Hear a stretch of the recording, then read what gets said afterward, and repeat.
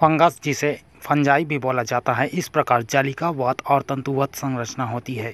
Fungus का cellular structure eukaryotic cell structure के समान होता है और इसमें वे सभी सेल ऑर्गेनेल्स पाए जाते हैं। फंगस की कोशिका भित्ति फंगल सेल्यूलोज और कैटिन की बनी होती है। इसमें किसी भी प्रकार के क्लोरोफिल नहीं पाई जाती और इसमें लगभग 5100 वंश और 50,000 प्रजातियां पाई जाती है। कवक विशेष रूप से जल, थल और वायु और पूरे दलदली और नमी स्थानों में विशेष रूप से सर्वव्यापी होते हैं। ये सभी स्थानों में पाए जाते हैं और ये विशेष करके नम और दलदली और अंधियारे वाले स्थानों में बहुत तेजी से वृद्धि भी करते हैं। यदि हम इसी तरह कवक के कवक तंतु को देखें तो कुछ इस प्रकार का पाया जाता है, जिसमें से कुछ पट्ट रहित पाया जाता है और ये इसमें बहुत सारे केंद्रक पाए जाते हैं जिसको सिनोसाइटिक कहा जाता है, और कुछ में इस प्रकार पट्ट भी पाया जाता है। इसे विशेष रूप से हाइफी बोला जाता है। यदि हम इसी कवक तंतु को पूरी बारीकी से समझने की कोशिश करें तो कुछ इस प्रकार का पाया जाता है। कुछ कवक तंतु ऐसे भी पाए जाते हैं जो आपस में उलझकर इस प्रकार कुशन शेप में कुशन आकार के संरचना बनाते हैं। इसे स्ट्रोमा स्ट्रक्चर कहते हैं।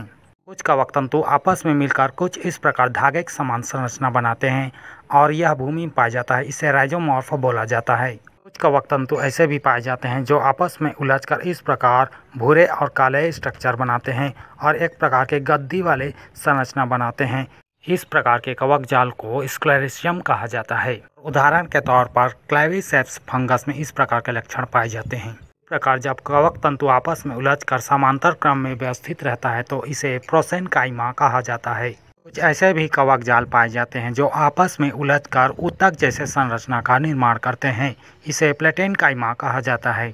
इसके अलावा कुछ और भी कवक तंतु पाए जाते हैं जो आपस में उलझकर इस प्रकार मृदुता संरचना बनाते हैं, जिसे स्यूडोपैरेनकाइमा कहा जाता है। ऐसे भी कवक तंतु होते हैं जो छोटे से जड़ के समान होते हैं और इसमें चुस्कांग होता है और यह विशेष रूप से शैवाल में ऊपरी पैरासाइट के रूप में पाया जाता है। इस प्रकार के कवक तंतु को राइजोडस बोला जाता है। इसी तरह एक और भी कवक तंतु पाया जाता है जिसमें चुस्कांग होते हैं और यह विशेष करके कोशिका के अंदर धंसा रहता है और इससे पोषण प्राप्त करता है। इसका चुस्कांग थैलीनुमा स्ट्रक्चर होता है और इस प्रकार के कवक तंतु को हॉस्टेरिया बोला जाता है। कवकों के इन कवक तंतु को विशेष रूप से माइसिलियम या माइसिलिया बोला जाता है।